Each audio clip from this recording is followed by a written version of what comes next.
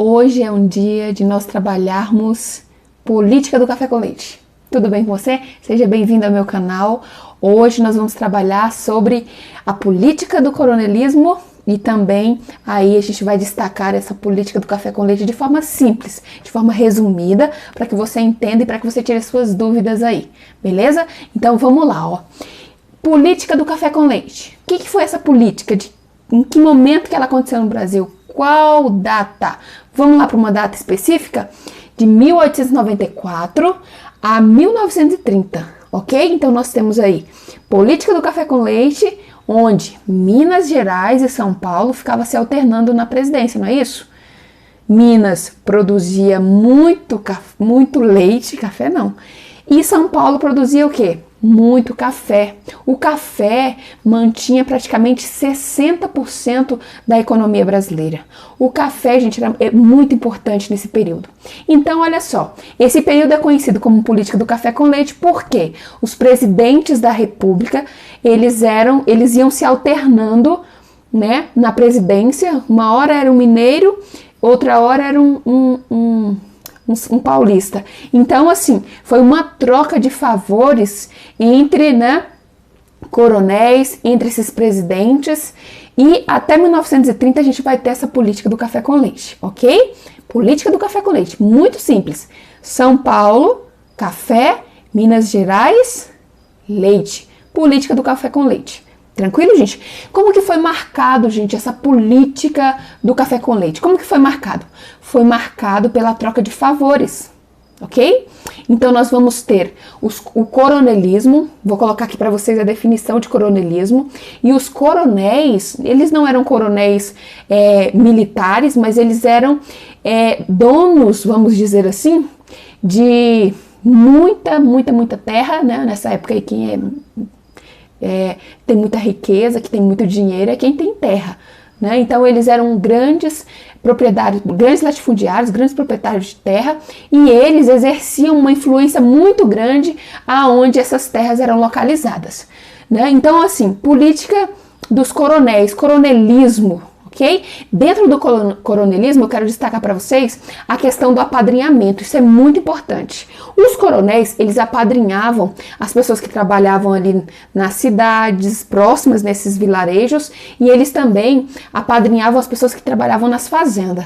Querendo ou não, as pessoas ficavam vinculadas ao coronel na questão eleitoral. Então, toda vez que nós vamos ter aí as eleições, os coronéis apoiavam o presidente, então as pessoas que eram ali ligadas aos coronéis acabavam votando porque o coronel indicou.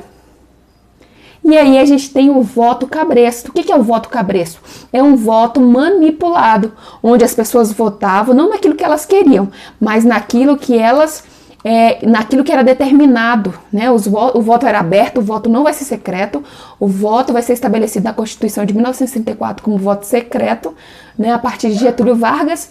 E uma coisa importante que nós não podemos esquecer, esse voto, gente, era comprado pelos coronéis, ok? Então os coronéis compravam os votos, vamos dizer assim, através dessas trocas de favores, ok? Então uma pessoa que era padrinhada, ela jamais iria trair o seu padrinho, porque dentro do catolicismo, nós vamos ter aí no batismo, né, de uma pessoa, sempre tem o pai, a mãe e um casal, que se tornam padrinhos lá do bebê. E esses padrinhos seria como se fosse um pai, não é isso? Então o coronel aí nessa época, ele vai tomar um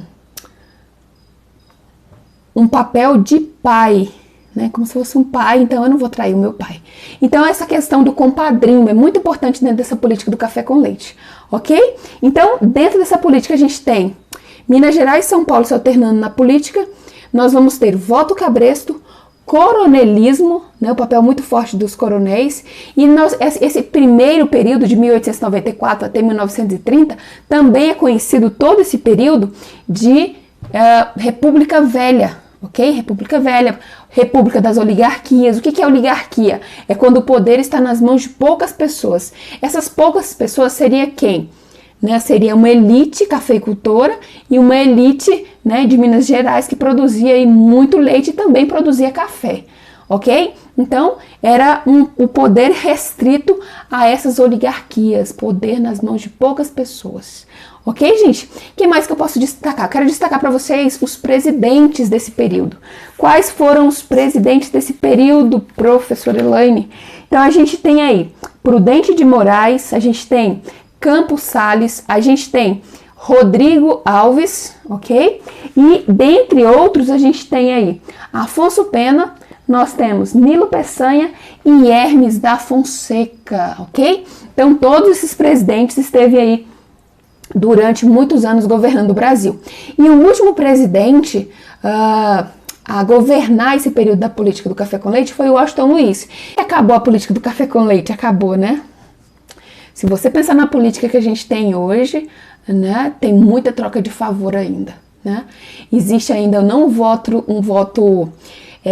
nosso hoje é secreto, mas pensa bem aí nas eleições que a gente teve nas últimas, aí nos anos anteriores, como que é a nossa política, né? Dá pra gente pensar um pouquinho. E o Washington Luiz, nesse período aqui de 1870 a 1957, nós vamos ter aí, antes um pouquinho de 1930, né, 1929, por aí, nós vamos ter o seguinte: o Washington Luiz, ele representava São Paulo. E aí o que vai acontecer? Quando ele representa São Paulo, a próxima eleição teria que ser quem? Um mineiro, não é isso? Teria que ser um mineiro. E aí o que aconteceu? São Paulo, ao invés de apoiar um mineiro, o que ele fez? Ele apoiou um paulista. Isso mesmo, Júlio Prestes. Então, quando ele apoia Júlio Prestes, acontece um conflito muito grande com Minas Gerais. E aí Minas Gerais faz o quê? Apoia Rio Grande do Sul e a Paraíba. Daí, nós vamos ter o lançamento de quem? Getúlio Vargas, ok? Então, Getúlio Vargas, ele entra para quebrar essa política do café com leite. E alguns historiadores colocam, né, como marco aí, Revolução de 30. Revolução de 30, nossa.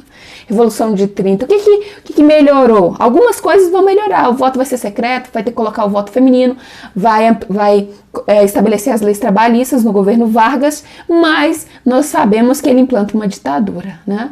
E aí ele entra com aquele discurso que eles estavam fazendo uma revolução e vai acabar com a política do café com leite e tudo mais. Mas presta atenção.